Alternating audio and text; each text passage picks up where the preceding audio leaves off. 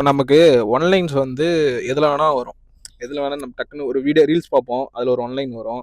அப்படி இல்லைன்னா ஏதாவது படிக்கிறப்போ, ஏதாவது நியூஸ் பேப்பர் பார்க்குறப்போ எதனாலும் நம்ம ஒன்லைன்ஸ் வரும். ஃபார் எக்ஸாம்பிளுக்கு வந்துட்டு லோகேஷ் கனகராஜ் வந்து கைதி படத்தை வந்துட்டு ஒரு நியூஸ் பேப்பர் கட்டிங்கில் தான் வந்து ஒரு இன்ஃபர்மேஷன் படிச்சிருப்பேன், ஒரு நியூஸ் படித்தேன், அதுலேருந்து தான் நான் வந்து எழுதினேன் அப்படி சொல்லி.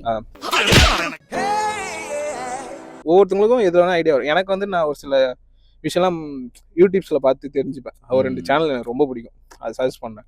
ஒன்று வந்து பிக் பேங் வாங்கன்னு சொல்லிட்டு ஒரு சேனல் ஒன்று.